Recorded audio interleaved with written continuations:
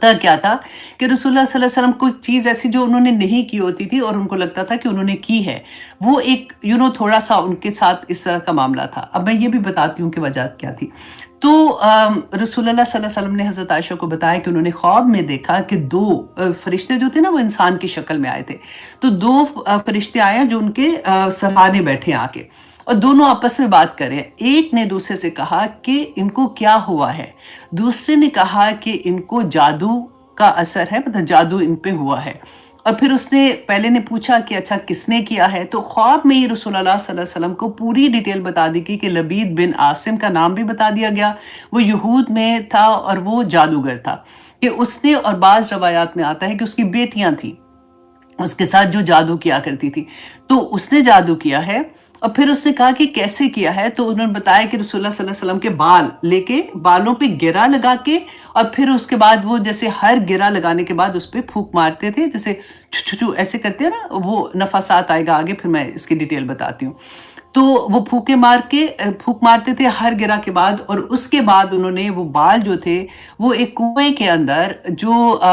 کنویں کے اندر پھینک، مطلب ایک پتھر کے نیچے دبا کے تو وہاں پہ رکھ دیے تھے۔ تو رسول اللہ صلی اللہ علیہ وسلم کو کنواں بھی پتہ چل گیا، اور کہتے ہیں کہ رسول اللہ نے بعد میں ایکسپلین بھی کیا تھا کہ اس کے ارد گرد جو درخت تھے ان کے وہ ایسے تھے جیسے شیطان کے سر ہوتے ہیں نا، اس طرح سے، مطلب بڑی خوفناک سی جگہ تھی، کنواں بھی کالے رنگ کا تھا۔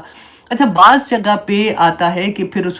یہاں پہ اس والی حدیث میں یہ تھا کہ رسول اللہ صلی اللہ علیہ وسلم نے پھر وہ بتایا صحابہ کو، اور وہ وہاں سے نکلوایا، اور پھر وہ سورہ فلق اور ناس پڑھتے جاتے تھے اور گریں کھلتی جاتی تھی۔ اچھا، اور ایک جگہ پہ یہ بھی آتا ہے کہ رسول اللہ صلی اللہ علیہ وسلم نے کہا کہ مجھے صرف یہ صورتیں پڑھنے کے لیے کہا گیا ہے، تو انہوں نے وہ نکلوایا نہیں تھا، اور صرف یہی پڑھ کے اللہ سبحانہ تعالیٰ سے بار بار دعا کرتے تھے، تو وہ اثر جو تھا جادو کا وہ زائل ہو گیا۔ تو اس سے ہمیں کیا پتہ چلتا ہے کہ کبھی بھی کوئی بھی ایسی چیز آتی ہے جس میں جادو کا ڈر ہوتا ہے یا کچھ بھی ہوتا ہے، تو ہم یہی سورت قل اعوذ برب الناس اینڈ فلق پڑھ کے اپنے اوپر بھی دم کر سکتے ہیں، اپنے بچوں کے اوپر بھی کر سکتے ہیں، اپنی فیملی کے اوپر بھی کر سکتے ہیں۔ تو انشاءاللہ آگے بھی اس کے بارے میں دیکھتے ہیں۔ اچھا، اس کی فضیلت کے بارے میں کہ رسول اللہ صلی اللہ علیہ وسلم جو تھے یہ اپنے اوپر بھی یہ پڑھ کے دم کرتے تھے، اپنی فیملی، ہم نے پڑھا تھا حضرت حسن حسین کے اوپر بھی پڑھ کے دم کرتے تھے۔ پہلے ڈیفرنٹ آیات ہم پڑھتے ہیں، دعاؤں میں ہوتا ہے کہ رسول اللہ یہ پڑھ کے بھی دم کرتے تھے۔ تو مفسرین بتاتے ہیں کہ جب سورت فلق اور ناس نازل ہوئی تھی نا، تو پھر رسول اللہ صرف انہی کے ساتھ دم کیا کرتے تھے، اور صحابہ رضی اللہ عنہم اجمعین سے بھی یہی ثابت ہے کہ یہ انہی صورتوں کو پڑھ کے اللہ سبحانہ تعالیٰ کی حفاظت میں آتے تھے۔ اچھا، سورت فاتحہ جیسے قرآن سٹارٹ ہوتا ہے، تو اس میں ہم اللہ سبحانہ تعالیٰ سے فزیکل ہیلپ مانگتے ہیں کہ اس دنیا میں اللہ سبحانہ تعالیٰ مجھے ہدایت کا راستہ دکھانا، اور میں ایسے راستے پہ چلنا چاہتی ہوں جو مجھے جنت کی طرف لے جائے۔ اور سورت ناس اور فلق جو قرآن پاک بالکل جہاں پہ ختم ہو رہا ہے، وہاں پر جو اللہ سبحانہ تعالیٰ سے مدد مانگ رہے ہیں وہ اسپرچول گائیڈنس مانگ رہے ہیں کہ اللہ سبحانہ تعالیٰ نے کہ ہمیں نہیں پتا، اللہ سبحانہ تعالیٰ جو خطرات ہیں ہمارے لیے، جو ہمارے ساتھ چیزیں ہو رہی ہیں، اللہ سبحانہ تعالیٰ اس سے بچنے کا کیا طریقہ، تو اللہ سبحانہ تعالیٰ نے قرآن پاک میں اس کا بیان کر دیا۔ اچھا، اب یہ تھا اس کی فضیلت کے بارے میں کہ نمبر یہ کہ رسول اللہ نماز میں پڑھتے تھے، پھر رسول اللہ صلی اللہ علیہ وسلم صبح اور پھر شام اور پھر رات۔ اب دیکھیے کہ 3 دفعہ، اب بالکل وہی بات ہے، آپ کو میں پہلے بھی بتایا تھا کہ جیسے میڈیسن ہم کھاتے ہیں، بعض ایسی دوائی ہوتی ہے جو ہم نے دن میں صبح دوپہر شام کھانی ہوتی ہے، اس کا اثر ختم ہو جاتا ہے دوپہر تک، اور پھر دوپہر میں کھاؤ تو شام تک ختم ہو جاتا ہے۔ کچھ دوائیاں ایسی ہوتی ہیں ہم نے دن میں 1 دفعہ کھانی ہوتی ہے، وہ پورا دن اس کا اثر رہتا ہے۔ کچھ دوائی ایسی ہے جو ہم نے ہفتے میں 1 دفعہ کھانی ہے۔ کچھ ایسے ہوتے ہیں جیسے وائٹامن ڈی کی کمی ہو جاتی ہے تو وہ انجیکشن نہیں لگاتے کہ زیادہ سے بس 7 دن لگاؤ اور اس کے بعد ختم، آپ کی وائٹامن ڈی پوری ہو جائے گی، اس کے بعد آپ اپنے خیال رکھنا۔ تو وہی چیز آپ اپنے مائنڈ میں رکھیں گے نا، تو آپ کو اچھے سے اس کی بھی انڈرسٹینڈنگ ہو جائے گی کہ رسول اللہ صلی اللہ علیہ وسلم صبح کے ٹائم 3 دفعہ سورت فلق و ناس پڑھ کے، تو اپنے اوپر جیسے ہاتھ ایسے کر کے نا چھو ایسے کر کے، ہاں۔ اچھا، اس کے علاوہ آتا ہے کہ رسول اللہ صلی اللہ علیہ وسلم رات کو مغرب سے پہلے، جب اندھیرا چھا جاتا ہے نا، اندھیرا آنا شروع ہوتا ہے، تو مغرب سے پہلے بھی سورت فلق اینڈ سورت ناس پڑھ کے اپنے اوپر دم کرتے تھے۔ پھر آتے ہیں کہ رسول اللہ صلی اللہ علیہ وسلم جب بستر پہ جاتے تھے اس وقت آیت الکرسی، قل هو اللہ احد اور سورۃ فلق اور سورۃ ناس یہ پڑھ کے اپنے اوپر دم کیا کرتے تھے۔ اچھا، اس کے علاوہ سورت نماز ظہر میں، عصر اینڈ عشاء اس کے بعد بھی ایک ایک دفعہ پڑھتے تھے۔ تو اب دیکھیں کہ کتنی امپورٹنٹ چیز ہے کہ ہم اس کو کسی بھی حال میں نہیں چھوڑ سکتے۔ صبح شام کی دعائیں جو ہم پڑھتے ہیں اس کے اندر بھی یہی ہے نا کہ ہم جب پڑھتے ہیں تو سورۃ فلق اور سورۃ ناس اور قل هو اللہ احد ہے، پھر آیت الکرسی ہے، اور اس کے علاوہ کچھ دوسری دعائیں بھی ہیں۔ لیکن جو فلق ناس ہے وہ ہم اپنی پروٹیکشن کے لیے پڑھتے ہیں۔ اچھا جی، اس کے علاوہ حضرت عائشہ رضی اللہ عنہا جو ہے وہ رسول اللہ صلی اللہ علیہ وسلم پہ آخری جب وقت تھا نا تو ان کو جب تکلیف تھی بہت زیادہ، تو وہ فرماتی ہیں کہ وہ خود یہ صورتیں پڑھتی تھی اور پھر وہ رسول اللہ کے ہاتھ پہ برکت کے لیے ان کے ہاتھ پہ دم کر کے تو ان کا ہاتھ پورے ان کے جسم پہ وہ پھیرتی جاتی تھی۔ تو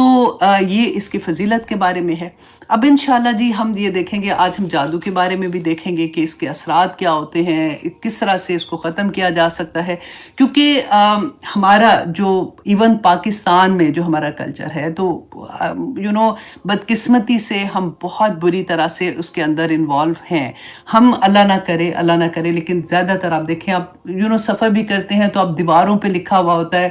اور کیا کیا چیزیں ہوتی ہیں کہ شرم آتی ہے۔ جب ہمیں علم آتا ہے تو پھر شرم آنی شروع بھی ہو جاتی ہے کہ محبوب قدموں تلے اور آپ فلاں عامل کے پاس جائیں تو یہ ہو جائے گا۔ لوگ بہت غلط چیزیں کر رہے ہوتے ہیں، اور حالانکہ جادو کے بارے میں قرآن میں واضح طور پہ اللہ سبحانہ تعالیٰ نے فرما دیا کہ جو جادو کرتا ہے اور جو کرواتا ہے اور جو اس پہ بلیو کرتا ہے کہ یہ کروا کے میں یہ کر سکتا ہوں، وہ کفر کرتا ہے، اس کا ایمان ہی ختم ہو جاتا ہے۔ اتنی بڑی بات ہے، اور پھر اسلامک کنٹری ہے، آپ دیکھیں کھلے عام لوگ ایسی حرکتیں کر رہے ہوتے ہیں۔ وہ کئی سڑک پہ جاؤ تو کئی دفعہ سر پڑا ہوتا ہے بکرے کا، گائے کا جیسے، یا پتہ نہیں کس کا، وہ جیسے ہوتا ہے نا کہ اس کے اوپر جادو کرتے ہیں۔ تو جادو کن چیزوں پہ ہوتا ہے، جادو کیسے ہوتا ہے، اس سے بچاؤ کیسے کر سکتے ہیں، آج انشاءاللہ ہم وہ بھی دیکھیں گے۔ سب سے پہلے تو اب ہم شروع کرتے ہیں۔ اعوذ باللہ من الشیطان الرجیم، بسم اللہ الرحمن الرحیم۔ قل اعوذ برب الفلق،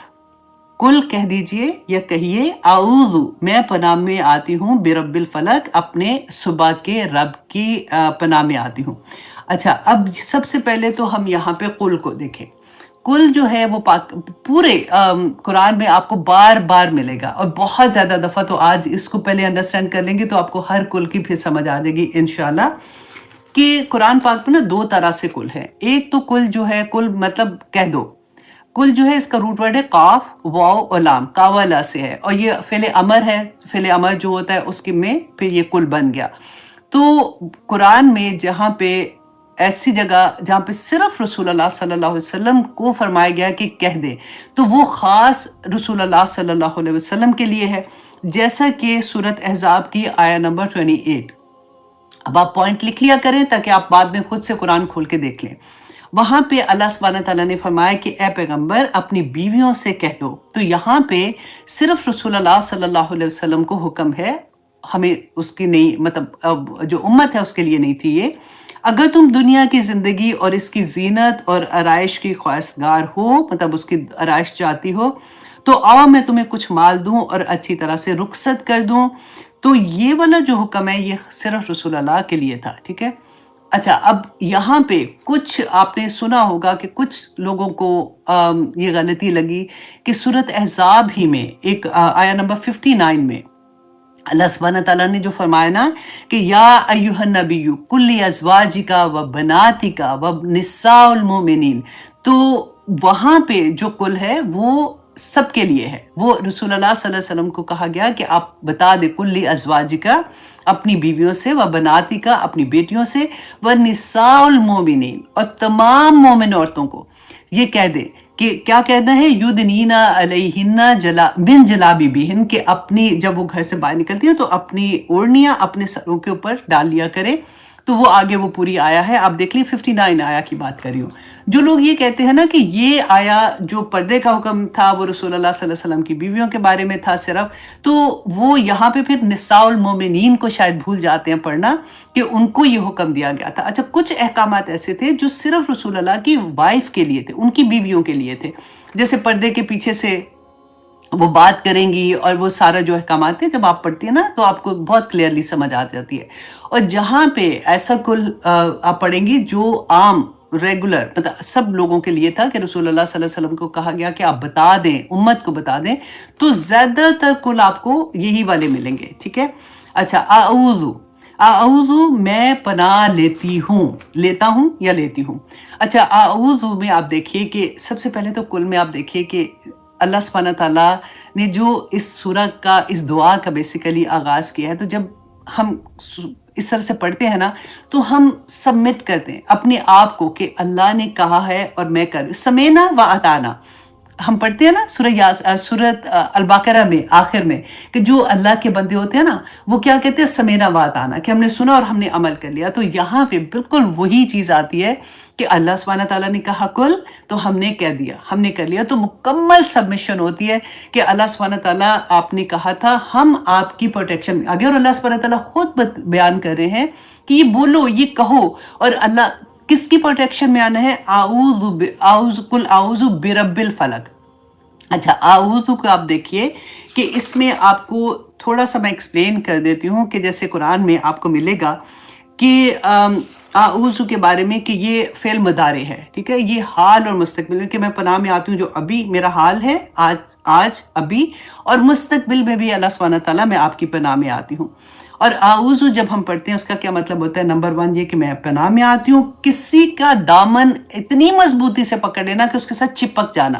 کہ ہم اللہ سبحانہ تعالیٰ کے دامن اتنی مطلب دامن، اللہ سبحانہ تعالیٰ تو نور ہے نا، اللہ سبحانہ، لیکن سمجھانے کے لیے کہہ رہی ہوں کہ کسی کے ساتھ چپٹ جانا، جیسے کہ میں بس اگر مجھے یہاں سے پروٹیکشن نہیں ملی نا تو بس میں برباد ہو جاؤں گی.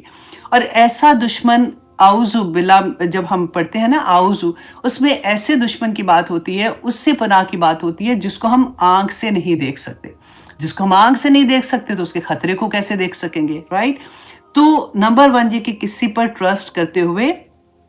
اس کی حفاظت میں آ جانا، اس کو کہتے ہیں اعوذ. اور کسی انسین خطرے سے بچنے کے لیے کسی کی حفاظت میں آنا، مکمل سبمیشن میں کہ میں کمزور ہوں، اللہ سبحانہ تعالیٰ مجھے نہیں پتا، بس مجھے آپ اپنی حفاظت میں لے لیں. ایسی پروٹیکشن جو انسان جانتا ہے کہ اگر نہ لی تو میں کسی نہ کسی شر میں مبتلا ہو جاؤں گا. اور جو دشمن نظر آنکھ سے نہ آتا ہو اس کے لیے اللہ سے حفاظت لینے کے لیے اعوذ کا لفظ آتا ہے. ٹھیک ہے.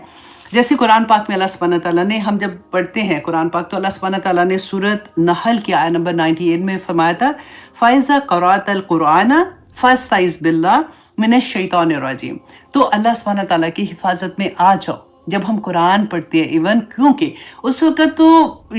اگر آپ سمجھ کے قرآن کو کھولیں گے تو دشمن جو ہے وہ تو پکا ابلیس اور اس کے سارا لشکر انسان کے پیچھے لگ جاتا ہے کہ کسی طرح سے اس کو ہٹا دیں. تو اللہ سبحانہ تعالیٰ نے بتا دیا تھا نا کہ جب آپ نے قرآن پڑھنا ہے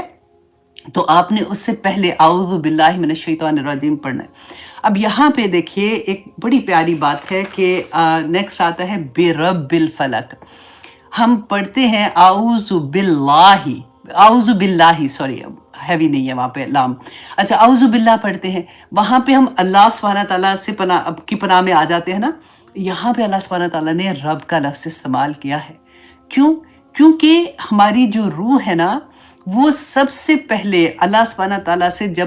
جب اس کا وہ کیا کہتے ہیں تعارف ہوا تھا نا، وہ اللہ کے لفظ سے نہیں ہوا تھا، وہ رب کے لفظ سے ہوا تھا. جب ہماری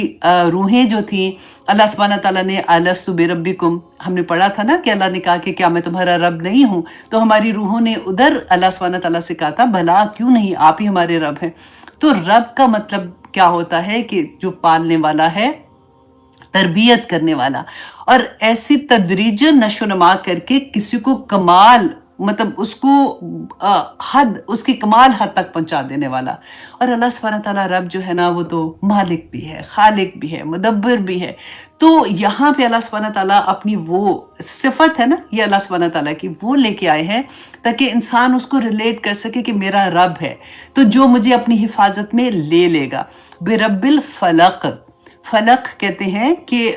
جو مارننگ ہوتی ہے نا صبح کے ٹائم کو، کہ صبح کے رب کی. اچھا جی، کہ اس میں کیا ہے، نمبر 1 یہ اس کے 4 میننگ میں آپ کے سامنے رکھوں گی. نمبر 1 یہ کہ برب الفلق، کہ صبح کے رب کی पनाह में मैं आती हूँ। यहाँ पे अल्लाह सुब्हानहू व तआला ने ये क्यों कहा, फलक का लफ्ज़ क्यों इस्तेमाल किया? मुफस्सिरीन ने इतनी खूबसूरत तरीके से इसको बयान किया, क्योंकि जब शैतान हमला करता है या फिर दिल के अंदर वसवसे आते हैं, सैडनेस आती है, तो अल्लाह सुब्हानहू व तआला ने यहाँ पे बताया कि वो जो फलक का रब है ना, जो रोशनी दिन के वक़्त निकाल देता है, जब अंधेरे थे, जो उसमें से फाड़ के जब वो रोशनी निकालता है, तो क्या अल्लाह सुब्हानहू व तआला तेरे गम दूर नहीं करेगा? क्या अल्लाह सुब्हानहू व तआला तेरे दिल के अंधेरे दूर नहीं करेगा? अल्लाह सुब्हानहू व तआला क्या तुम्हारी परेशानियों को दूर नहीं करेगा? तो कुल आउज़ु बिरब्बिल फलक। तो अच्छा, नंबर 2 ये है कि फलक जो है ना, फलका कहते हैं, बीज को भी कहते हैं, क्योंकि बीज भी जो होता है ना, जब वो ज़मीन में हम डालते हैं, तो उसके बाद वो अब अगर आप देखो ज़मीन को, आप पथरीली किसी ज़मीन पे रख दो, तो वो वैसे का वैसे ही रहेगा ना, वो लगता है एक पत्थर है छोटा-सा। तो कैसे वो ज़मीन के अंदर वो फाड़ के अपने आप को, तो वो कैसे निकलता है, और फिर वो ज़मीन मट्टी के से बाहर निकलता है। मुझे इतना क्यूट लगते हैं जब वो पौधे, पहली दफ़ा मैं उनको देखती हूँ ना, छोटा-सा पौधा होता है, तो उसको हाथ भी लगाओ तो ख़त्म हो जाए, वो कितनी ताकत के साथ, अब देखिए, मट्टी से बाहर निकलता है, और फिर अल्लाह सुब्हानहू व तआला उसको इतना बड़ा एक तनावर दरख्त बना देते हैं, फलों वाला दरख्त भी बन जाता है, जो भी साया देने वाले दरख्त बन जाते हैं। तो यहाँ पर एक और हमें यही बात मिलती है कि अल्लाह सुब्हानहू व तआला किस तरह से इंसान को अंधेरों में से, किस तरह से उसके अंधेरे ख़त्म करके बाहर निकाल देता है। और नंबर 3 ये कि फ़ाला का जो है, इसमें खौला का भी मानी पाया जाता है। जैसे कि इंसान की तख्लीक होती है ना, कि इंसान खालका के तख्लीक होना किसी चीज़ का, और हर तख्लीक जो है ना, वो किसी ना किसी चीज़ को ब्रेक करके उसमें से निकलती है। तो इसके बहुत प्यारे मीनिंग्स होते हैं। जैसे हम पढ़ते हैं, सिर्फ एक ही आया को आप देख लिए, अल्लाह सुब्हानहू व तआला पे इतनी प्यार आता है, इतना मोहब्बत आती है कि अल्लाह सुब्हानहू व तआला खुद बता रहे हैं, नंबर 1 ये कि मैं तुम्हारा रब हूँ। इतनी मोहब्बत कि रब आते ही बंदे को ऐसे लगता है कि हम देखें, जैसे माँ की गोद में नहीं बच्चा आ जाता, कि मेरा रब मुझे संभालेगा। और फिर अल्लाह सुब्हानहू व तआला कहते हैं, मैं तो फलक, कि मैं अंधेरों को फाड़ के, चीर के, उसमें से रोशनी, उसमें से नूर निकालता हूँ। और सारी उसके अंदर अगर आप बीज को सोच लें, उसके अंदर आप खालका में पैदाइश के बारे में सोच लें, कि हर चीज़ के बारे में कि अल्लाह सुब्हानहू व तआला इंसान को ये बताते हैं कि तुम जिसकी प्रोटेक्शन में आ रहे हो ना, लहू मा फिस समावाति व मा फिल अर्द, कि वो तो आसमानों और ज़मीन का रब है, तुम उसकी प्रोटेक्शन में आ रहे हो। अच्छा, नंबर 2 आयात में आता है, कुल आउज़ु बिरब्बिल फलक मिन शर्रि मा खलक। अच्छा, अब शर की यहाँ पे आप देखिए कि शर कौन सा होता है, कि अगर हम इसको इस तरह से देखें ना, कि शर जो है, अच्छा, कुरान पाक में 2-3 लफ्ज़ डिफरेंट तरह से आते हैं। जैसे बिसा कहते हैं कि ऐसी बुराई को कहते हैं, क्योंकि शर बुराई को कहते हैं ना, तो बिसा ऐसी बुराई को कहते हैं जो इंडिविजुअली, जैसे जो मुझे पसंद नहीं हो, अपनी इंडिविजुअली बुराई, हो सकता है वो किसी और को पसंद हो, या उसके लिए इतनी बिग डील ना हो, लेकिन मेरे लिए बहुत बिग डील होती है। तो उसके लिए ये मैं इसलिए आपको बता रही हूँ कि जब हम कुरान पाक को ज़रा डिटेल से समझने की कोशिश करते हैं ना, तो फिर प्यार क्या आता है कि एक-एक लफ्ज़ की प्लेसमेंट आप देखें, कि अल्लाह सुब्हानहू व तआला ने यहाँ पे रब क्यों मतलब लिखा, वहाँ पे अल्लाह सुब्हानहू व तआला ने अल्लाह क्यों नहीं वहाँ आया, क्योंकि आऊज़ु बिल्लाहि मिनश शैतानिर रजीम में तो अल्लाह आया है। तो यहाँ वहाँ पे अल्लाह सुब्हानहू व तआला ने बिरब्बिल फलक, कि मतलब फलक का क्यों कहा है, यहाँ पे अल्लाह सुब्हानहू व तआला ने शर का लफ्ज़ क्यों इस्तेमाल किया। तो फिर एक बहुत खूबसूरत अंडरस्टैंडिंग इंसान के पास आती है, और फिर कुरान से और भी मोहब्बत होती है। ये तो इतना थोड़ा सा टाइम होता है कि मैं जल्दी थोड़ा आप लोगों को ये भी टेस्ट कराती जाती हूँ। अच्छा, बीसा का जैसे हमने देखा कि इंडिविजुअली जो चीज़ बुरी लगती है ना, उसके लिए लफ्ज़ आता है। और एक आता है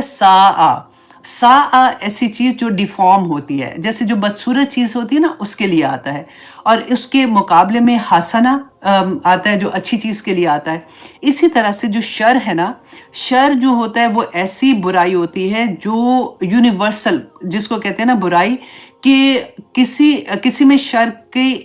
एलिमेंट होता है, बस इसे थोड़ी हवा देने की ज़रूरत होती है, वो पूरी तरह से बस्ट हो जाता है। और शर ऐसी बुराई होती है जिसमें कोई खैर होती नहीं है। फॉर एग्जाम्पल, मैं आपको आसानी के लिए समझाती हूँ। देखिए, शराब का जब हुक्म आया था, मना करने का हुक्म आया था ना, तो 3 दर्जों में आया था। اس میں آپ کو وہ یاد ہے نا کہ اللہ سبحانہ تعالیٰ نے کہا کہ اس میں فائدے بھی ہیں، اس میں کچھ فائدہ ہے لیکن نقصان فائدوں سے بڑے ہیں، تو نقصان بھی تھا اور فائدہ بھی تھا، تو آخر میں پھر اللہ سبحانہ تعالیٰ نے مکمل حرام کر دیا۔ تو اسی طرح سے یہاں پہ آپ دیکھیں کہ شر ہر انسان کے اندر، اللہ سبحانہ تعالیٰ نے جب انسان کو پیدا کیا ہے تو ہمیں آزاد پیدا کیا ہے نا، تو ہم اپنی مرضی سے نیکی کی طرف بھی جاتے ہیں اور ہم اپنی مرضی سے برائی کی طرف بھی چلے جاتے ہیں۔ اور اللہ سبحانہ تعالیٰ نے قرآن پاک میں ہی ہمیں بتایا فَأَلْهَمَهَا فَجُورَهَا فَتَقْوَاهَا کہ اللہ سبحانہ تعالیٰ نے ہمارے اندر نیچرلی بائی ڈیفالٹ رکھ دیا ہے کہ ہمیں سب پتا ہوتا ہے کہ ہم جانتے ہیں کہ برائی کیا ہے اور اچھائی کیا ہے۔ تو اب جب ہم جان کے کرتے ہیں نا جو چیز، اب یہاں پہ جو سورۃ فلق میں جو چیزیں آ رہی ہیں نا وہ ساری کی ساری وہ ہے کہ ہمیں پتہ ہی نہیں ہے، یہ باہر سے حملہ ہو رہا ہے اور ہم بیٹھے ہوئے آرام سے، اپنے ہتھیار بھی کوئی نہیں استعمال کیا، ہمیں پتہ ہی نہیں ہے کہ کون سا ہونا ہے۔ تو یہاں پہ ہم نے یہ کیسے دیکھنا ہے کہ اگر اس کی نشانیاں ہم دیکھیں گے کہ پھر اگر ایسی نشانیاں ہوتی ہیں تو کیسے بچنا ہے، لیکن ہمیں یہاں پہ یہ دیکھنا ہے کہ ہم نے ویسے ہی کرنا ہے، ہم پہلے سے اپنے آپ کو پروٹیکٹ کریں گے، اللہ سبحانہ تعالیٰ ہمیں بچائے گا انشاءاللہ۔ اچھا، اب یہاں پہ شر کے بارے میں تو آپ نے دیکھ لیا کہ اللہ سبحانہ تعالیٰ نے یہاں پہ شر کا لفظ ہم نے کیوں استعمال دکھایا ہوا ہے کہ کوئی ایسی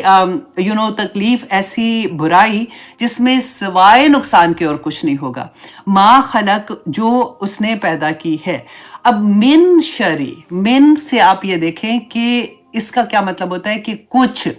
مطلب کیا کہ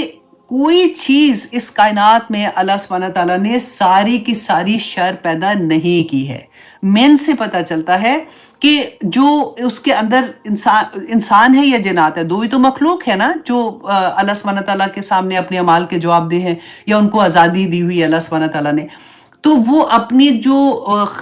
جو برائی ہے نا اس کو وہ ابھارتے ہیں اور وہ کیسے شیطان کے قابو میں آ جاتے ہیں۔ تو من شری سے پتہ چلتا ہے کہ ایون ابلیس دیکھیں پہلے وہ عبادت گزار تھا نا، اس نے اللہ سبحانہ تعالیٰ کی نافرمانی کی تو اللہ سبحانہ تعالیٰ نے اس کو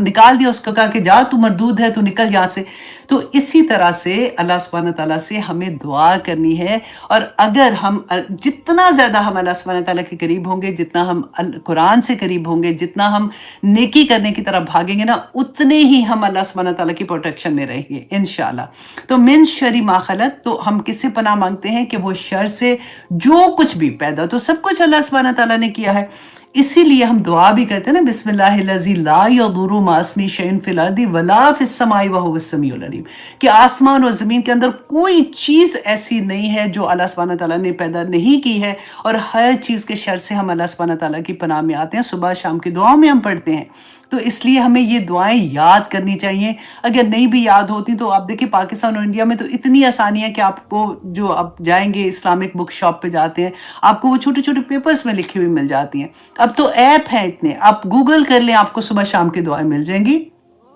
تو آج آپ دیکھیں گے کہ کتنی امپورٹنٹ ہے یہ دعائیں پڑھنا۔ اچھا، اب آیہ نمبر 3 میں اللہ سبحانہ تعالیٰ فرماتے ہیں، ہاں جی، آیہ نمبر 3 وَمِن شَرِّ، اگین ویسے ہی ہے۔ اچھا، آپ دیکھیں کہ ہر آیہ میں لام آپ کو نظر آئے گا، لام کا کیا مطلب ہوتا ہے کہ ہر آیہ دوسرے کے ساتھ کنیکٹ کر رہی ہے۔ وَمِن شَرِّ غَاسِقٍ اِذَا وَقَبَ، اور شر کس کے؟ اندھیری رات کے شر سے جب وہ پھیل جائے۔ اچھا، غاسق جو ہے نا، یہ کہتے ہیں کہ رات کا پہلا حصہ، جیسے مغرب کا ٹائم ہوتا ہے نا، تو مغرب میں جیسے اندھیرا ہونا شروع ہوتا ہے، تو وہ وقت ہوتا ہے جب رسول اللہ صلی اللہ علیہ وسلم صحابہ سے بھی کہا کرتے تھے اور اپنی فیملی میں بچوں کے کہ سب اس وقت گھر کے اندر آ جائیں، اور اللہ سبحانہ تعالیٰ اس وقت یہ دونوں دعائیں پڑھ کے دیکھیے۔ اور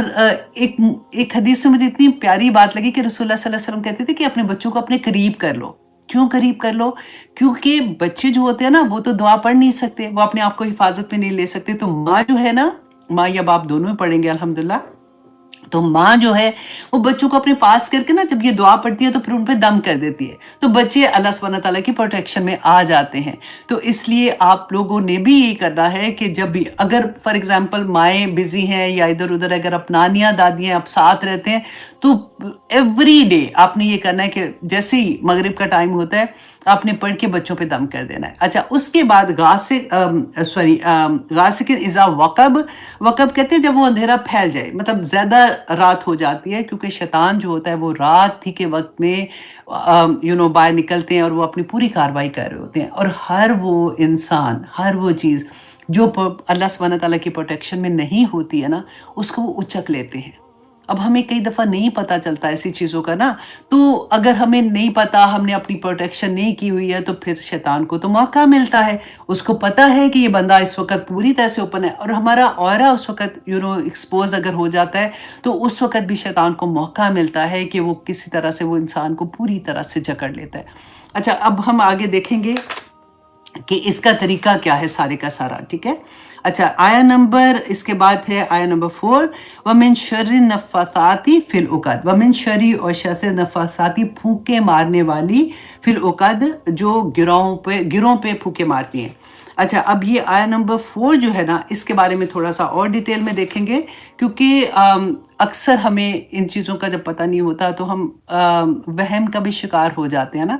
तो अच्छा, यहाँ पे नफ़ासात जो है ना वो मुअन्नस इस्तेमाल हुआ है। बाज़ दफ़ा आप लोगों ने ये सुना भी होगा, जब आप पढ़ेंगे कि ये तो फिर ऐसे दिल को हो जाता है, ये तो औरतें, मतलब क्या औरतें जादू करती हैं, क्या वो ये सारी हरकतें करती हैं? तो यहाँ पे ऐसा नहीं है। नफ़ासात जो है अरबी में मुअन्नस के लिए इस्तेमाल होता है, लेकिन इसकी वजह ये है कि यहाँ पे जब हम जमा का सीगा ना, तो जब हम किसी ग्रोह की बात करते हैं ना, अरबी ज़ुबान का ये ग्रामर का रूल है कि जैसे तौइफ़तुन, तो जब आप ग्रोह की बात करते हैं तो फिर मुअन्नस का सीगा इस्तेमाल होता है, तो इसलिए ये मुअन्नस औरतें नहीं है, ये इसलिए यहाँ पे ये सीगा इस्तेमाल हुआ है। लेकिन एनीवे अब हमने देखना क्या है कि इस्लाम में जादू के बारे में क्या कॉन्सेप्ट है। नंबर 1 हम ये देखेंगे कि जादूगर जो है ना, वो शैतान से मदद लेता है। जादू सीखना और उसके लिए किसी के पास जाना कुफर है। इस्लाम में जादू करना और करवाना कुफर है, क्योंकि देखिए सूरत अल-बक़रा की आयत नंबर 102 में अल्लाह सुब्हानहू व तआला ने फरमाया था कि वमा कफ़र सुलैमानु वलाकिन्न शयातीन कफ़रू युअल्लिमून नास सिहर, कि सुलेमान अलैहिस्सलाम, क्योंकि अल्लाह सुब्हानहू व तआला ने ये तो उनके अंडर कर दिए हुए थे ना तमाम जिन्नात, तो उन्होंने कोई जादू करके उनको अपने काबू में नहीं किया था। और अल्लाह सुब्हानहू व तआला ने इसको एक्सप्लेन भी किया कि शयातीन जो थे, देखिए काफरू युअल्लिमून नास सिहर, कि वो जो थे जिन्नात थे, वो इंसानों को जादू सिखाते थे। और फिर आपने हारूत मारूत का भी पढ़ा ना, कि हारूत मारूत जो थे अल्लाह सुब्हानहू व तआला की तरफ से 2 फरिश्ते नाजिल हुए थे। वो क्या करते थे कि जब लोग उनके पास आते थे तो वो ये बताते थे कि हम तुम्हारी आजमाइश हैं, क्योंकि उस कौम को अल्लाह सुब्हानहू व तआला ने इसी से आजमाया था। अब देखिए पाकिस्तान में फॉर एग्जांपल जो हाल है जादू करने का और ये सारी चीज़ों का, वहाँ पे कोई ऐसी चीज़ आ जाए तो कैसे लोग भागेंगे? तो आजमाइश उसी पे आई कि अब देखते हैं कि लोग क्या कहते हैं। तो वो बताते थे कि हम तुम्हारी आजमाइश हैं, तुम जादू ना सीखो, जादू सीखोगे तो तुम कुफर कर जाओगे, तुम इस्लाम में से निकल जाओगे। उस ज़माने में इस्लाम वही था ना जो भी रिलीजन उस वक़्त वो फॉलो कर रहे थे। तो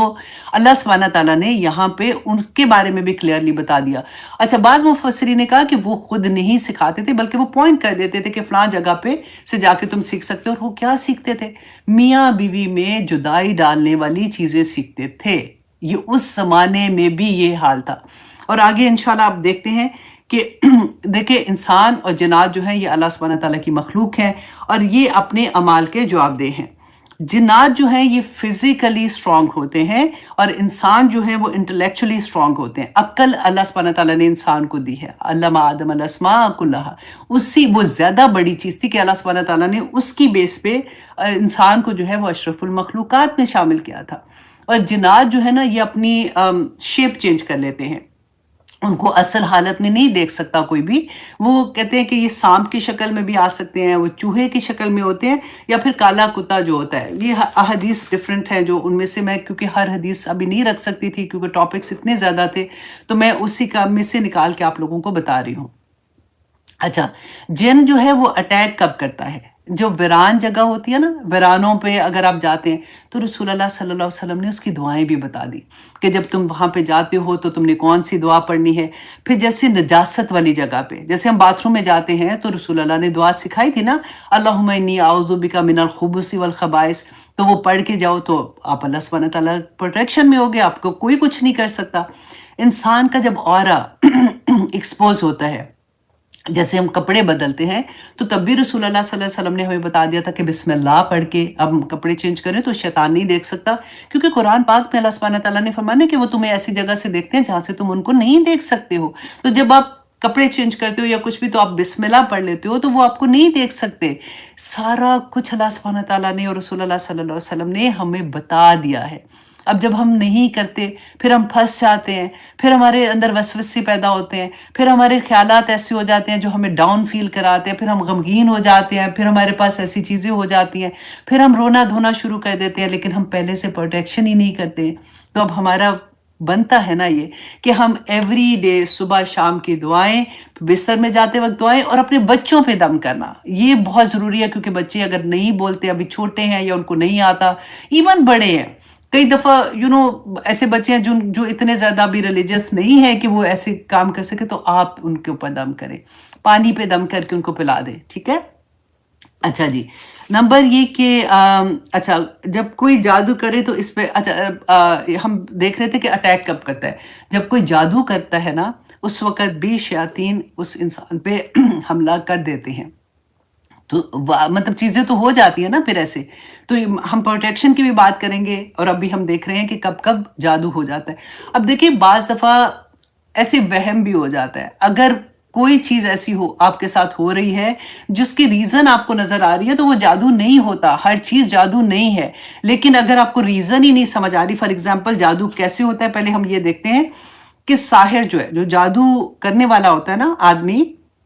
وہ اپنے آپ کو شیطان کے ساتھ بیچ دیتا ہے. بیسیکلی اس کو اپنے آپ کو سرنڈر کرتا ہے، اور شیطان جو ہے، ابلیس تو انسان کا دشمن ہے. وہ پھر ایسے ایسے کام کراتے ہیں، گندے کام جیسے ہوتے ہیں نا، استغفر اللہ، جو آپ کو ٹائم ملے گا تو آپ ضرور اس کو ریسرچ کر کے دیکھ لیجئے گا کہ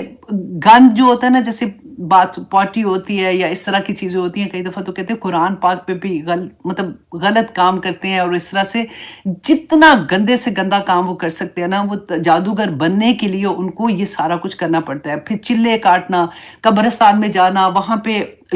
قبروں کے اندر بیٹھ کے کتنے کتنے دن کے لیے وہ غلط عملیات کرنا اور وہ پڑھنا، اور پھر اس طرح سے یہ سسٹم ہوتا ہے کہ لینا اور دینا جیسے ہوتا ہے. یہ کرنے کے بعد پہلے انسان توبہ استغفار، پہلے انسان کرتا ہے ایسے، اور پھر جنات اس کے کام کرتے ہیں. اچھا، انسان اپنی عقل اور جن اپنی طاقت سے کچھ لو اور کچھ دو کا کام کرتے ہیں، یہ ڈیل ہوتی ہے. اور کپڑے اترے ہوئے جو کپڑے ہوتے ہیں، اور بال ہوتے ہیں اور ناخن ہوتے ہیں. اب ہوتا کیا ہے کہ جادوگر میں کوئی اپنی طاقت نہیں ہوتی ہے، وہ جو بھی ہے وہ جنات سے وہ کام کراتے ہیں. اور ہوتا کیا ہے کہ انسان کے اندر، جیسے اگر فار ایگزامپل انہوں نے بندش ڈال دی ہے، کوئی کاروبار میں بندش ہو سکتی ہے، اولاد میں بندش کر دیتے ہیں. کئی دفعہ ہوتا ہے کہ میاں بیوی اچانک لڑنا شروع ہو جاتے ہیں، اور حالات خراب ہونے شروع ہو جاتے ہیں. تو یہ ساری چیزیں جو ہوتی ہیں کہ بیسیکلی جیسے دل میں خیال آئے گا، آپ نے کوئی بزنس کر رہے ہیں، اگر بندش ہے تو آپ کی ڈیل اچھی خاصی ہوتے ہوتے آپ کو یہ لگے گا، بار بار آپ کے دل میں وسوسہ آئے گا، اور وہ کیونکہ ہم نے پروٹیکشن ہی کی ہوتی نا، تو ہم اتنے ویک ہوتے ہیں کہ ہم ان جو خیالات بار بار آتے ہیں نا، ہم ان کو اون کرنا شروع کر دیتے ہیں. ہم سوچتے ہیں کہ نہیں یہ ٹھیک ہی ہے، نہیں یہ ڈیل ٹھیک نہیں ہے، میں نے نہیں کرنی، اور میں وہ ڈیل ہم کینسل کر دیتے ہیں. کئی دفعہ بیٹھے بیٹھے کاروبار ہے آپ کا، آپ نے جانا ہے، جاب پہ جانا ہے یا کچھ ہے، آپ کا دل ہی نہیں کرے گا، آپ جاؤ گے ہی نہیں. ڈپریشن میں آ جاتا ہے بندہ کہ میں جا ہی نہیں سکتا، میں پرفارم ہی نہیں کر سکتا. جاؤ گے بھی تو مطلب اتنا ویک بندہ ہو جاتا ہے ایموشنلی، اور اس کا موڈ ایسا ہو جاتا ہے کہ وہ پرفارم نہیں کر سکتا، جاب سے نکال دیتے ہیں. تو اچھا، اس کے علاوہ کہ کون کون سے جادو ہوتے ہیں، ساتھ میں اب جلدی جلدی آپ کو چھوٹا چھوٹا والا بھی کر کے بتانا چاہ رہی ہوں کہ شوہر اور بیوی میں جدائی ڈالنے کے لیے، کسی کی محبت حاصل کرنے کے لیے، کسی کی نعمت چھیننے کے لیے، کہ نعمت اللہ سبحانہ تعالیٰ نے جو دی ہے کہ وہ اس سے کسی طرح سے چھن جائے، اور کسی کو یہاں تک کہ جیلسی میں کسی کو ختم ہی کر دے، اس کو مار دے، اس کے لیے بھی کرتے ہیں. قسمت کا حال، فیوچر تو اللہ سبحانہ تعالیٰ کے غائب کا علم تو اللہ کو ہے، یہ بھی کفر ہے۔ اگر آپ کو فیوچر کا کوئی حال بتاتا ہے یا آپ اس پہ بلیو کرتے ہو یا آپ اس کو پوچھنے جاتے ہو تو آپ کفر کرتے ہو۔ رسول اللہ صلی اللہ علیہ وسلم نے فرمایا تھا 40 دن کی نمازیں قبول نہیں ہوتی ہیں، تو اس لیے ہمیں بہت خیال رکھنا چاہیے۔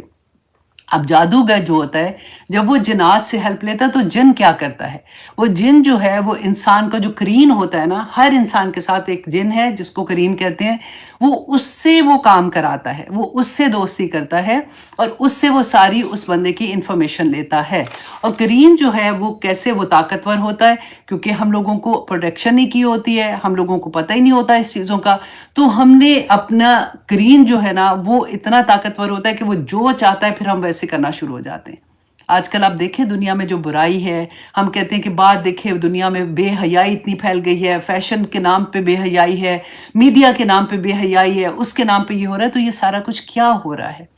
تو اس سے پتہ چلتا ہے نا۔ اب رسول اللہ صلی اللہ علیہ وسلم پہ جب جادو ہوا تھا نا، تو اس وقت بھی جو لبید بن عاصم نے جو جادو کیا تھا، تو اس نے کیا کیا تھا کہ رسول اللہ صلی اللہ علیہ وسلم کے گھر میں ایک بچہ آتا تھا جو یہودی تھا، اور وہ آ کے رسول اللہ صلی اللہ علیہ وسلم کا کام کر دیا کرتا تھا، تو اس سے پہلے انہوں نے دوستی کی اور اس بچے کو یہ کہا کہ تم رسول اللہ صلی اللہ علیہ وسلم کے جو بال ہیں وہ لے کے آؤ۔ تو وہ جب وہ بال لے کے آتا تو ان کے بالوں پہ جادو کیا گیا تھا۔ تو اس لیے آپ کو یاد ہے ہمارے بڑے بوڑھے کا کہا کرتے تھے کہ جب تم ناخن کاٹو تو طریقے سے کاٹو، بیٹھ کے کاٹو اور اس کو کٹھا کر کے ڈسٹ بن میں پھینکو، یا پھر کہتے تھے کہ مٹی میں دبا دو۔ بال جیسے ایسے نہیں کہ ہر جگہ پھینکتے جا رہے ہو، برش کیا، کنگھی کیا، اس کو طریقے سے لو اور اس کو ڈسٹ بن میں پھینکو تاکہ وہ ختم ہو جائے اپنے۔ اچھا بعض دفعہ لوگ نا دیکھیں ہر کوئی تو جادو نہیں کر رہا ہوتا، تو لوگ پوچھتے ہیں کہ ہمارے جو کپڑے ہیں جو پرانے ہیں وہ ہم کسی کو دیں تو اس لیے ہمیں ڈر لگتا ہے، تو آپ دھو کے دیں کپڑے، اپنے واش کرنے کے بعد یوز کیے ہوئے کپڑے دیں، اپنے اترے ہوئے کپڑے اپنے اس طرح سے آپ کسی کو نہیں دیے اگر آپ کو ڈر ہے کہ اس طرح سے کچھ ہے، کیونکہ پاکستان میں اتنا کچھ ہوتا ہے تو ڈر لگتا ہے نا ان چیزوں سے۔ تو یہ تھوڑی چیزیں تھی۔ اچھا اب اس کی کیا ہے کہ کیسے یہ ہو کہ جادو ہو ہی نہ، کیسے ایسا ہو کہ اگر وہ کرنے کی کوشش کرے تو کوئی اثر ہی نہ ہو؟ تو اس کے لیے کیا کرنا ہے؟ نمبر 1 صبح شام کی دعائیں، نمبر 2 یہ کہ اللہ سبحانہ تعالیٰ کے ساتھ تعلق اتنا مضبوط ہو اور یقین کامل ہو کہ میں نے یہ دعائیں پڑھ لی ہیں، مجھ پہ کوئی اثر نہیں ہو سکتا۔ اللہ سبحانہ تعالیٰ ہمارے گمان کے مطابق ہوتے ہیں، ٹھیک ہے۔ ایک حدیث میں آتا ہے کہ رسول اللہ صلی اللہ علیہ وسلم نے اپنی جادو کو نہیں نکلوایا تھا، میں نے آپ کو پہلے بھی بتایا کہ انہوں نے کہا کہ مجھے یہ صورتیں پڑھ کے ہی انہوں نے آہستہ آہستہ وہ جادو کا اثر زائل ہو گیا۔ تو آپ لوگ بھی ایسے کر سکتے ہیں کہ اگر آپ کو کبھی لگے ایسا کچھ بھی ہے تو آپ یہی صورتیں پڑھ کے اپنے اوپر دم کر دیں، ٹھیک ہے۔ اور پھر سورہ فلق و ناس پورے توکل کے ساتھ پڑھنا ہے، فرائض کے ساتھ چپک جانا ہے، کیونکہ ہمارا کرین جو ہے نا وہ کمزور ہوتا ہے۔ اور پھر اس کے بعد قرآن کی تلاوت، اگر کوئی بھی ایسا سائن لگتا ہے تو سورۃ البقرہ گھر میں پڑھیں، لگا دیں گھر میں، تو انشاءاللہ بار بار، ایک دفعہ ختم ہوتی ہے دوبارہ سے پڑھیں۔ اچھا آیت الکرسی سونے سے پہلے، ہر نماز کے بعد، ٹھیک ہے۔ اور سورۃ البقرہ کی آخری 2 آیات پڑھنے سے، نہار منہ 7 عدد اجوا کھجور کھانے سے، ہجامہ کرانے سے، شرع دم خود بھی کریں، رقیہ شریعہ وہ گھر میں لگایا کریں، خود بھی سنیں، اپنے ہسبینڈ کو، اپنے بچوں کو اگر کوئی بھی پرابلم ہے ان کو بھی سنا سکتے ہیں۔ اچھا حلال رزق سب سے بڑی بات ہے، حلال رزق و طہارت، یہ احتیاطی تدبیریں ہیں، لیکن آپ ایک بات پہ ایز اے مسلمان آپ کو یہ یقین کرنا پڑے گا کہ اگر آپ یہ سارا کچھ کر رہے ہیں تو آپ پہ کوئی کچھ نہیں کر سکتا۔ اللہ سبحانہ تعالیٰ نے کیا فرمایا تھا کہ جا تو نے جو کرنا ہے میرے مومن بندوں کا تو کچھ نہیں کر سکتا۔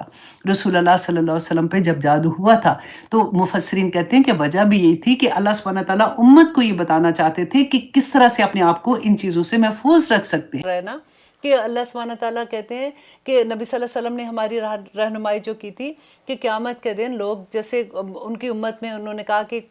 ایسا شخص آئے گا جس کے پاس بہت زیادہ نیکیاں ہوں گی، نماز روزہ حج زکوٰۃ سے بھرا ہوا آئے گا،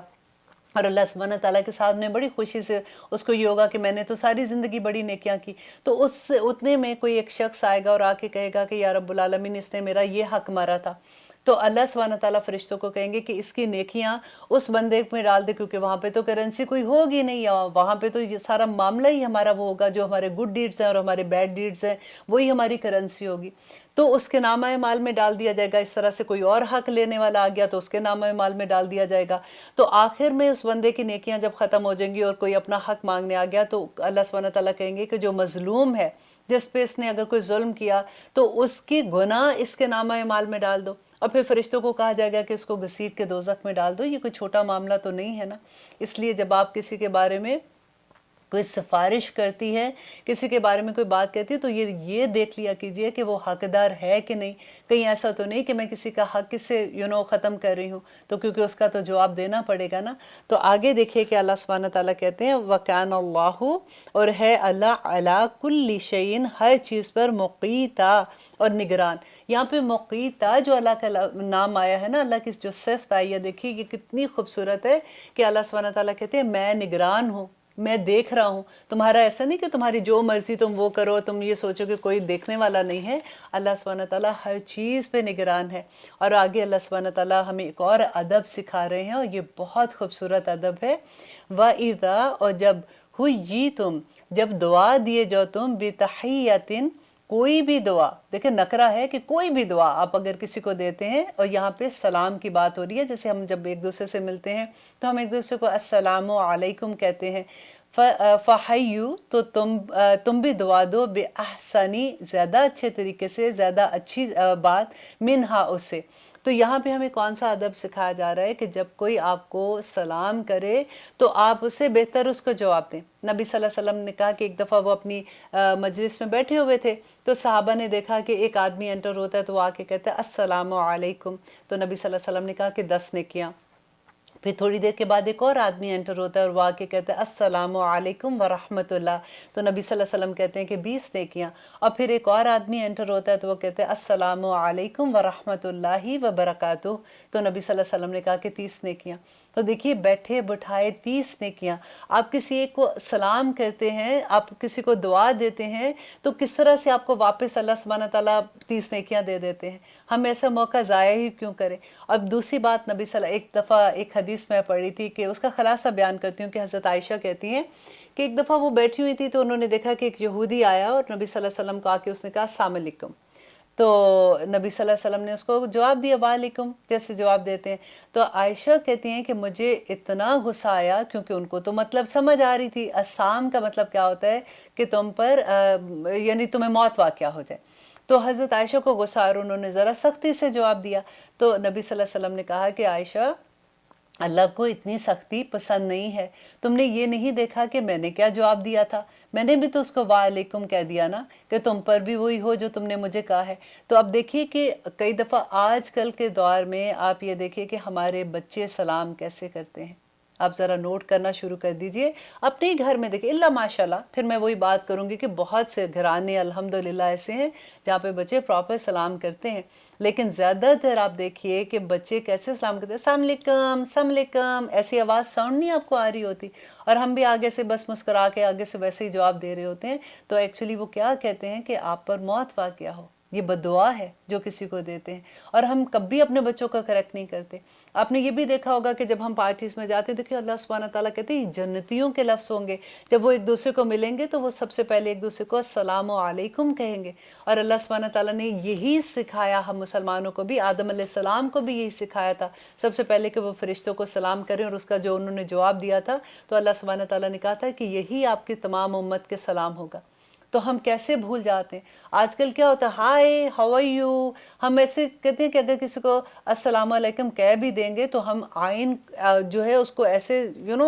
فلیٹ کر کے بولیں گے کہ کہیں یہ نہ کوئی کہہ دے کہ اردو میڈیم سے پڑھ کے آئی ہے، یہ کیا السلام علیکم کر رہی ہے، کوئی مذاق ہی بنا دیں گے. ہم کس طرح سے اپنی چیزوں کو چھوڑ رہے ہیں. جن میں اتنی برکتیں کہ جب آپ کسی سے ملتے ہو آپ اس کو بیسیکلی پیغام دیتے ہو السلام علیکم، کہ تمہیں میری ذات سے کوئی نقصان نہیں ہوگا، تمہیں میری طرف سے سلامتی ہی سلامتی پہنچے گی، نہ تو میں تمہاری کبھی غیبت کروں گی، نہ میں تمہارے بارے میں کوئی ایسی بات کروں گی جو تمہیں دکھ دے۔ اگر انڈرسٹینڈنگ ڈیپر آپ دیکھیں کہ آپ جس کو السلام علیکم کہتی ہیں کہ آپ اس کو کتنی خوبصورت دعوت دیتی ہیں کہ میری ذات سے تم محفوظ ہو جاؤ گی۔ اور یہی ادب اللہ سبحانہ تعالیٰ نے ہمیں یہ سکھایا کہ جب تم کسی سے ملتے ہو تو تم اس کو سلام کرو اور اس کے جواب اسے بہتر طریقے سے دو، اور ردوہا، اگر بہتر نہیں کر سکتے تو ویسا ہی اس کو واپس لوٹا دو۔ ان اللہ، بے شک اللہ کانا ہے علی کل شیء، ہر شے پر حسیبہ، حساب لینے والا۔ اللہ ہر چیز کو حساب لے گا قیامت کے دن کہ تم کیا کرتے تھے۔ اور آگے اللہ سبحانہ تعالیٰ کہتے ہیں کہ اللہ لا الہ، کہ نہیں ہے کوئی بھی معبود سوائے اللہ کے، الا ہو، مگر وہی۔ یہ وہی کلمہ ہے جو ہم پڑھتے ہیں، اور اللہ سبحانہ تعالیٰ یہاں پہ اپنی تعریف بیان کرتے ہیں، لَيَجْمَعَنَّكُمْ، یہاں پہ اللہ سبحانہ تعالیٰ کہتے ہیں کہ وہ ضرور بضرور جمع کریں گے تمہیں، إِلَى يَوْمِ الْقِيَامَةِ، قیامت کے دن۔ قیامت کے دن اللہ سبحانہ تعالیٰ سب کو ضرور جمع کریں گے، لا ریب فی، جس میں کوئی شک نہیں۔ اب یہاں پہ اللہ سبحانہ تعالیٰ یہ کیوں بتا رہے ہیں؟ اس لیے بتا رہے ہیں کہ اگر تم اللہ سبحانہ تعالیٰ کے احکامات نہیں مانتے ہو، تم ویسی زندگی نہیں گزارو گے، تو تمہیں کیا لگتا ہے کہ کوئی پوچھنے والا نہیں، اللہ حساب لینے والا ہے، اور قیامت کا دن تو آ کے رہنے والا ہے نا۔ مشرکین مکہ کیا کہتے تھے؟ کوئی ایسا دن نہیں آنا، قیامت کا دن کوئی حساب کتاب نہیں ہونا، جو کچھ ہے وہ اس دنیا میں ہی ہے۔ اللہ سبحانہ تعالیٰ نے نبی صلی اللہ علیہ وسلم کو بھیجا تھا تو بار بار جو ایک لفظ کہا تھا کہ انذار کرو انذار کرو، وہ اسی وجہ سے تھا کہ جس انسان کے دل میں قیامت کا ڈر ہوگا نا، وہ قدم بھی پھونک پھونک کے اٹھائے گا۔ وہ ایسے نہیں کہے گا کہ ٹھیک ہے پھر جو میرا دل کیا میں ویسے ہی کر لوں، مجھے کون پوچھنے والا ہے۔ میں بھی اس دنیا میں اس کو کوئی پوچھنے والا نہیں ہے، لیکن آخرت میں اللہ سبحانہ تعالیٰ اس کے سامنے سارے اس کے عمل لے آئیں گے۔ ہمیں دعا کرنی چاہیے کہ یا رب العالمین ہمیں ایسے لوگوں سے محفوظ رکھنا، ہمیں ایسی دوستیاں ہماری رکھنا جو ایسے لوگ ہوں جو ہمیں نیکی کے راستے پہ چلنے والے بنا دے، جن کو دیکھ کے ہمارے اندر یہ رغبت پیدا ہو، کیونکہ انسان اپنے دوستوں سے پہچانا جاتا ہے نا۔ ایسے دوست آپ کے ہوں جو آپ کو اللہ سبحانہ تعالیٰ کی یاد دلاتے رہیں، جو آپ کو یہ بتاتے رہیں کہ ایک دن ایسا ہے جس میں ہمیں اپنے اعمال کا جواب دینا ہے۔ تو اللہ سبحانہ تعالیٰ سے انشاءاللہ یہ دعاؤں میں شامل رکھا کیجئے کہ یا رب العالمین ہمارے ارد گرد ایسے لوگوں کو شامل کر دے جو ہمیں نیکی کی راہ میں چلانے والے ہوں، ہمارے ساتھی بن جائے۔ آمین ثم آمین۔ آگے دیکھیے اللہ سبحانہ تعالیٰ کہتے ہیں کہ لا ریب فی، کہ اس دن کے آنے میں کوئی شک نہیں، ومن اصدق، کہ اس سے زیادہ سچا کون ہے، من اللہ، اللہ سے، حدیثہ، بات میں، کہ اللہ سے اس بات میں اور کون زیادہ سچا ہوگا کہ یہ دن آ کے رہنے والا ہے جس دن حساب کتاب ہوگا۔ اور آگے اللہ سبحانہ تعالیٰ کہتے ہیں آیت نمبر 88 میں، فما لکم، کیا ہو گیا ہے تمہیں۔ دیکھیے اللہ سبحانہ تعالیٰ جیسے ایسے ورڈز جب آتے ہیں، جب آپ پڑھتے ہیں نا، تو غور کیا کیجئے اس کی، اللہ سبحانہ تعالیٰ کی محبت، اللہ سبحانہ تعالیٰ کا غصہ، اللہ سبحانہ تعالیٰ کا پیار جیسے ان لفظوں میں ملتا ہے کہ کہ کیا ہو گیا ہے تم لوگوں کو، اس طرح سے بات ہوتی ہے نا کہ فما لکم، تو کیا ہے تمہیں، فی المنافقین، کہ منافقوں کے بارے میں، فیاتین، کہ تم دو گروہ ہو رہے ہو۔ تمہیں آخر کیا ہو گیا کہ منافقوں کے بارے میں تم سوچ رہے ہو کہ یہ ٹھیک ہے یا نہیں ہے، یا ہم ان کے ساتھ ایسے سلوک کریں یا نہیں کریں، تم آپس میں ایک دوسرے سے اس بارے میں بحث کر رہے ہو۔ واللہ،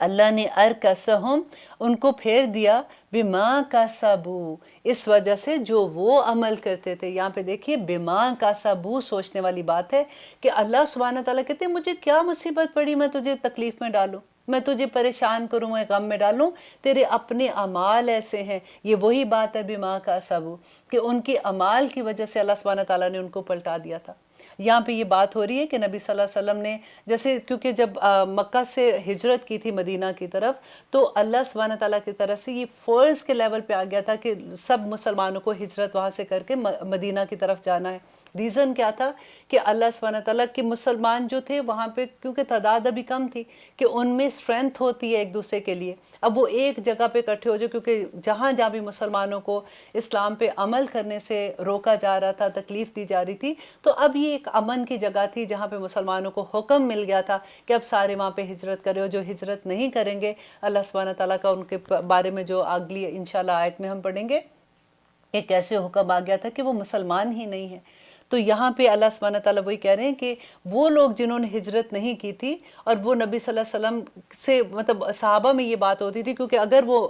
مشرکین مکہ کے پاس ہیں اور انہوں نے ہجرت بھی نہیں کی ہے اور ان کے ساتھ مل کے وہ کوئی جیسے جنگ کے لیے آتے تھے، کیونکہ مشرکین مکہ تو اگینسٹ تھے مسلمانوں کے، اب وہ جنگ کے لیے آتے ہیں تو وہ ان کے ساتھ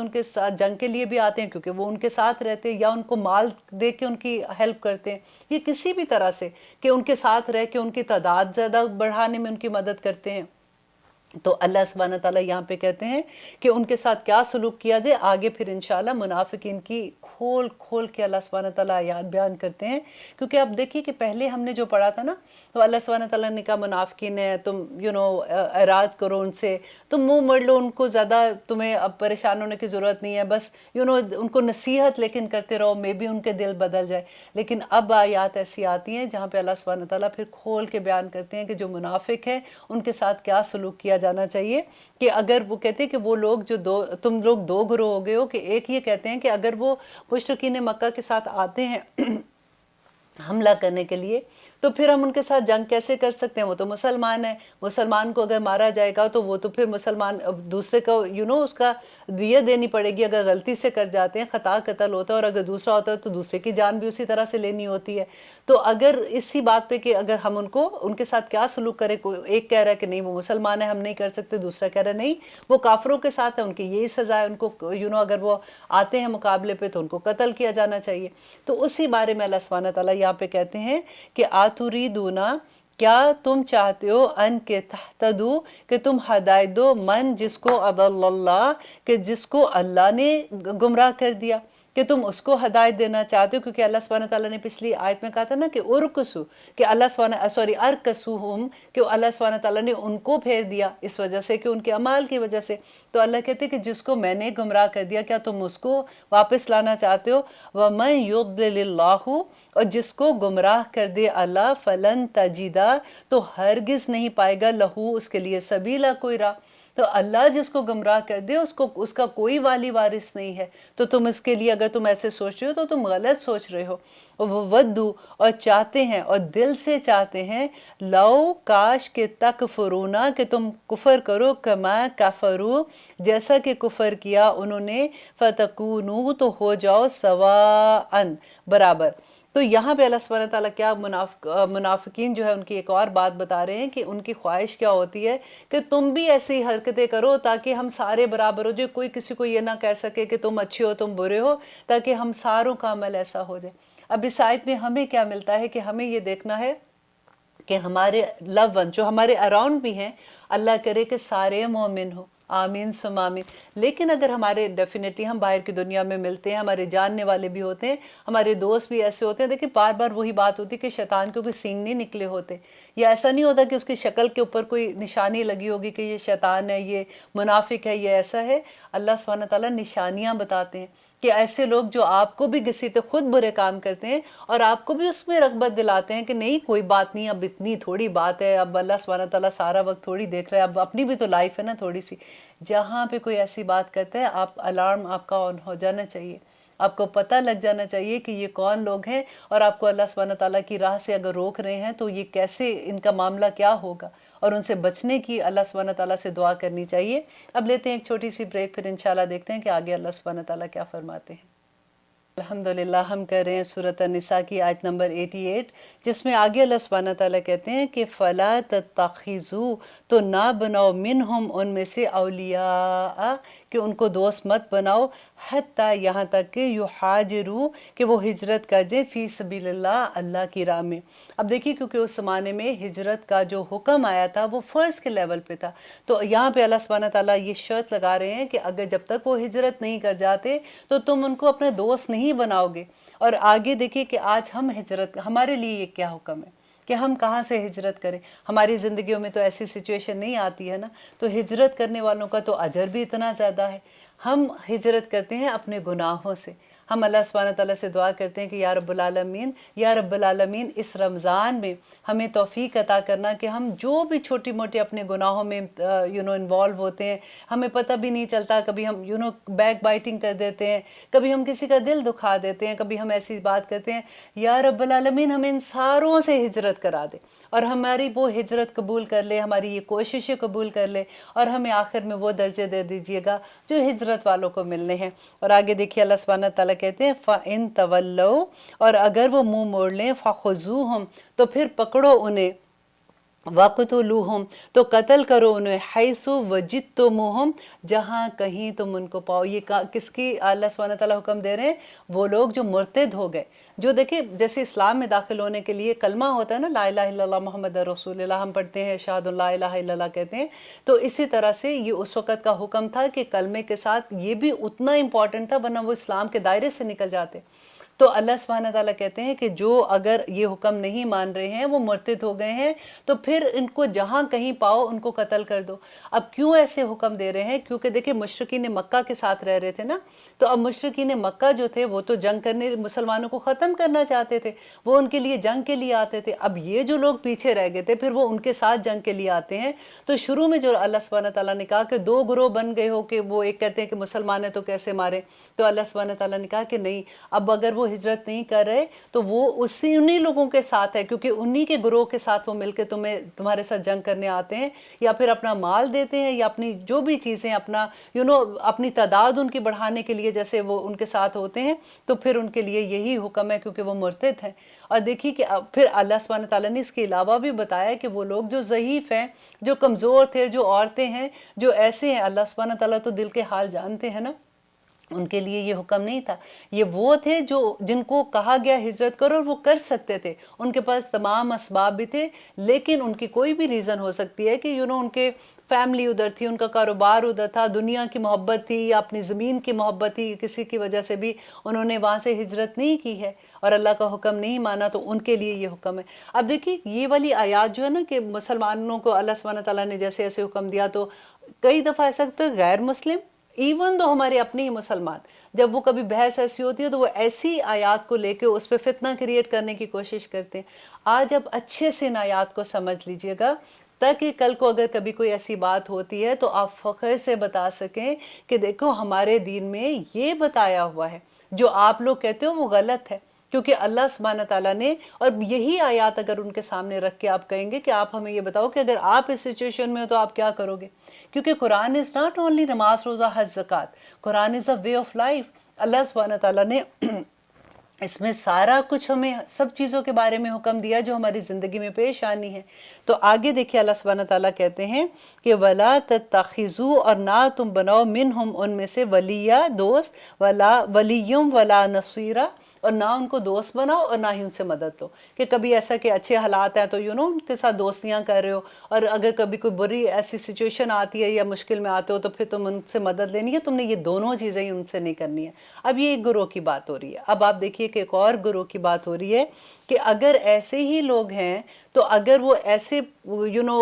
کمیونٹی کے پاس ہیں, ایسے کنٹری کے پاس ہیں,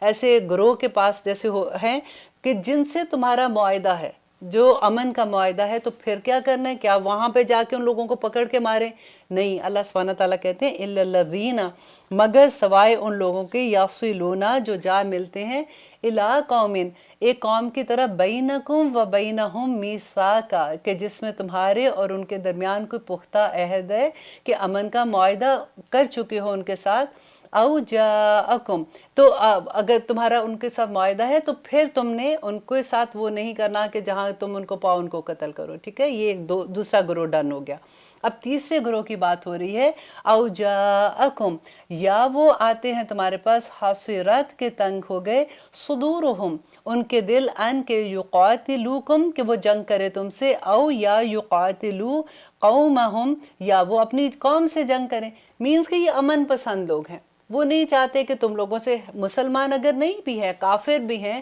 لیکن اگر وہ تمہارے پاس آتے ہیں اور وہ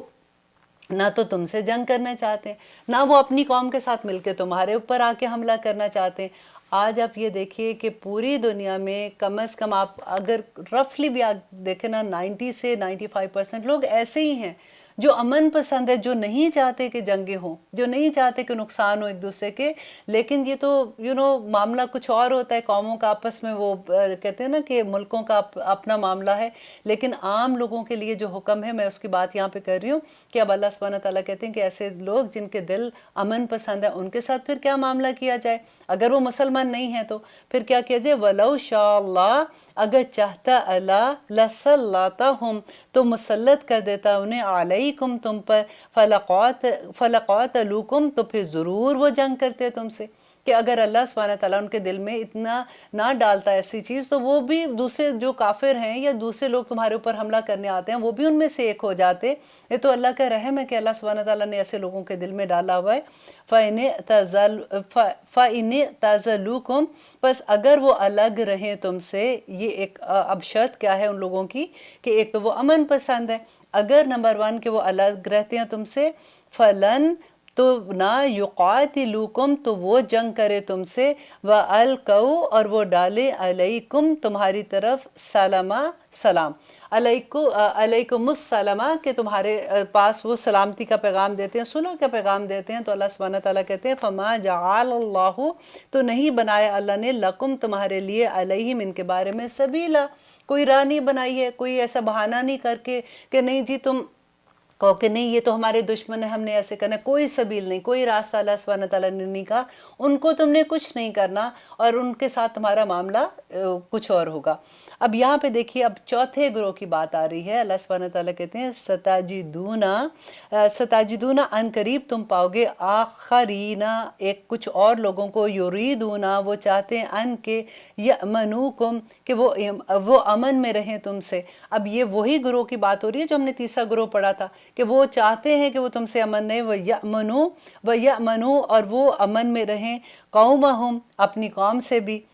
کلما، لیکن اب دیکھیے کہ چلاکی کیا کر رہے ہیں کہ وہ ظاہر یہ کرتے ہیں کہ ہم تو بڑے امن پسند ہیں، لیکن کلما، جب کبھی، ردو، وہ لٹائے جاتے ہیں، الی الفتنتی، فتنے کی طرف، من جنگ ہوتی ہے یا کوئی ایسی حالت آتی ہے، ارکسو، تو وہ الٹا دیے جاتے ہیں، فیہا، اس میں، تو وہ اس میں کود پڑتے ہیں، ان کے ساتھ مل کے تمہارے پاس جنگ کرنے آ جاتے ہیں۔ یعنی اب جو حکم ہے یہ میدان جنگ میں جب کافر آ جاتے ہیں تو ان کے لیے حکم ہے، جو یہ آیت لوگ کوٹ کرتے ہیں نا بڑی بڑی بنا کے، تو یہ وہی آیت ہے۔ جب آپ کی انڈرسٹینڈنگ ہو جائے گی تو انشاءاللہ یو فیل پراؤڈ کہ الحمدللہ اللہ سبحانہ تعالیٰ کے احکامات کیسے ہیں۔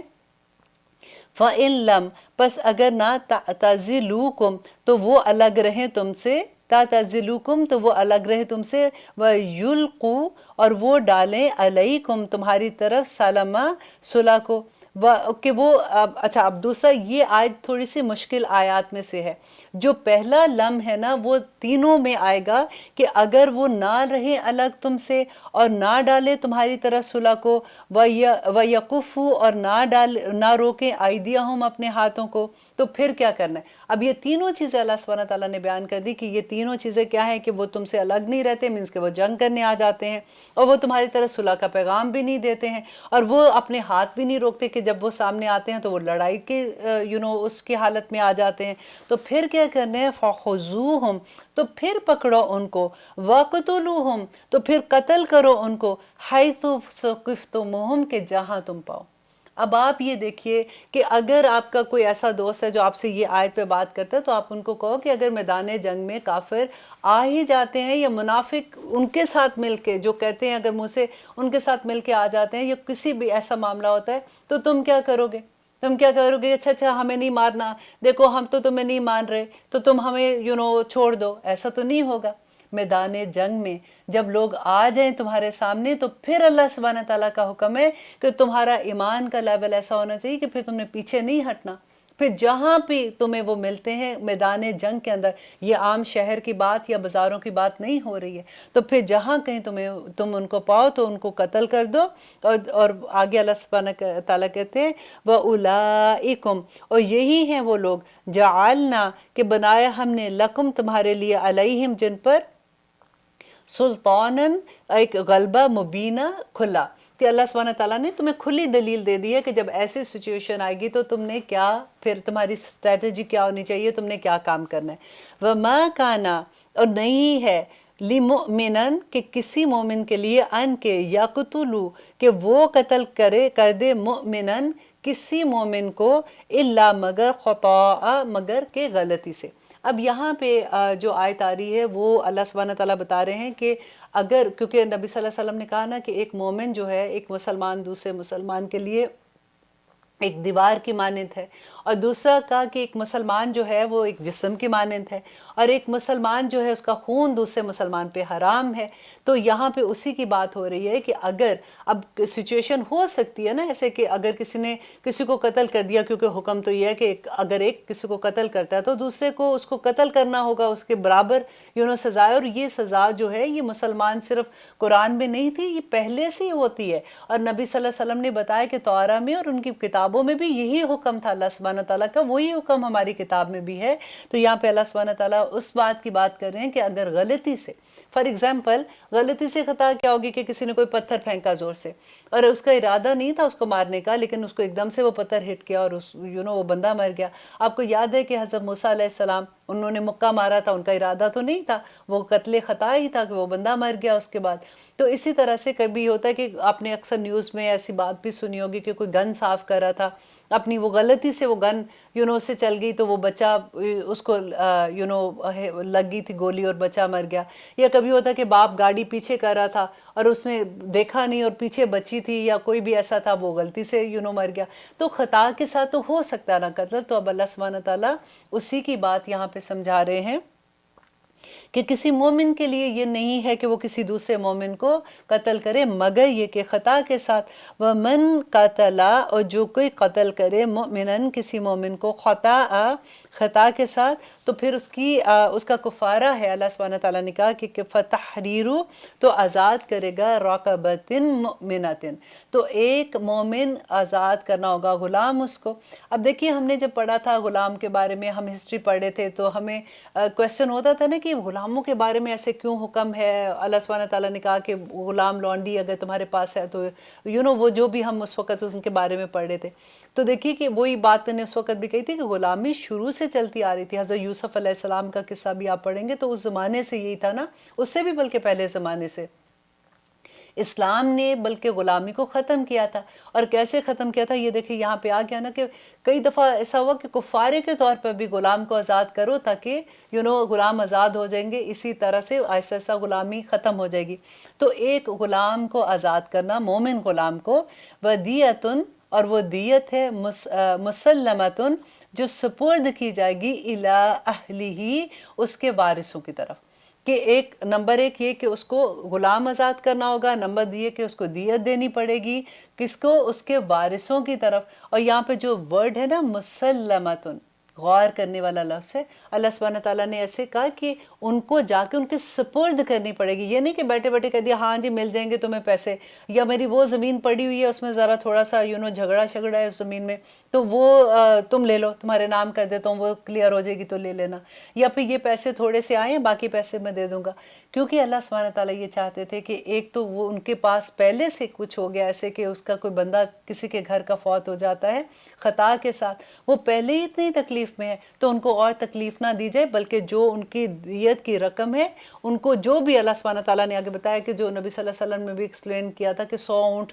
جو ہے ان کی بھی تعداد، وہ ان کا بھی تھا کہ کتنے چھوٹے بڑے اور اس طرح سے سارا ہے، لیکن جو دیت کا فیصلہ کر دیا گیا تھا کہ یہ ان کو جا کے ان کو سپرد کرنی ہوگی۔ ماشاءاللہ کتنی خوبصورت بات ہے کہ الا اہلہ، اس کے گھر والوں کی طرف، الا مگر یہ کہ ان کے یصدقوا، کہ وہ معاف کر دیں، کہ جو وارث ہے نا اگر وہ خود سے معاف کر دے تو پھر کوئی اور بات نہیں۔ فَإِن كَانَ، اور اگر ہے وہ، من قومن، کسی ایسی قوم سے، عدو لکم، کہ دشمن ہے وہ تمہاری۔ اب یہاں پہ تیسرے بات آ گئی کہ اگر کوئی ایسی قوم سے ہے وہ بندہ جس نے قتل کیا ہے، وہ دشمن قوم سے ہے، تو پھر اس کے بارے میں کیا حکم ہوتا ہے؟ آئیے لیتے ہیں ایک چھوٹی سی بریک، پھر دیکھتے ہیں کہ آگے اللہ سبحانہ تعالیٰ نے اس کے بارے میں کیا ہے حکم دیا ہے۔ الحمدللہ ہم کر رہے تھے آیت نمبر 92 سورۃ النساء کہ اب اللہ سبحانہ تعالیٰ آگے ہمیں کیا سبق دے رہے ہیں کہ فَإِن كَانَ، اور اگر ہے وہ شخص جس سے خطا ہوئی، خطا سے جس نے قتل کیا، من قومن، ایسی قوم سے، عدو لکم، کہ جو دشمن ہے تمہاری، وہوا، اور وہ مؤمن، اور وہ مومن ہے، کہ مطلب جس نے قتل کیا ہے وہ مومن ہے اور وہ ایسی قوم کے ساتھ رہ رہا ہے جو تمہاری دشمن قوم ہے، تو پھر کیا کرنا ہے؟ فتحریرو، تو آزاد کرنے ہیں، رقبتن، کہ ایک گردن کو، ایک غلام کو آزاد کرنے، مؤمنتن، جو کہ مومن ہوگی۔ اب یہاں پہ دیت نہیں ہے، یہاں پہ کیا ہے کہ اس کا کفارہ کیا ہے کہ ایک غلام کو آزاد کرنا۔ اور اس کے بیہائنڈ کیا اللہ سبحانہ تعالیٰ کی حکمت تھی کہ اگر وہ ان کو پیسے دیتے ہیں، مومن اگر مسلمان کا پیسہ ادھر جاتا ہے تو وہ تو پھر جنگ کرنے مسلمانوں کے پاس آ جائیں گے اور وہ اس سے ہتھیار خریدیں گے اور اس سے مسلمانوں کے اگینسٹ جو بھی کام کریں گے۔ تو وہاں پہ یہ منع کر دیا گیا کہ آزاد غلام کرانا ہے، کیونکہ غلطی سے قتل ہوا ہے، لیکن دیت کا معاملہ یہاں پہ نہیں ہوگا۔ وَإِن كَانَ، اور اگر ہے، من قومن، کسی ایسی قوم سے، بینکم و بینہم، کہ تمہارے درمیان اور اس کے درمیان، میثاقا، کہ عہد ہے، فدیتن، تو فدیتن مسلمتن، تو پھر دیت دینی ہے اور جو سپرد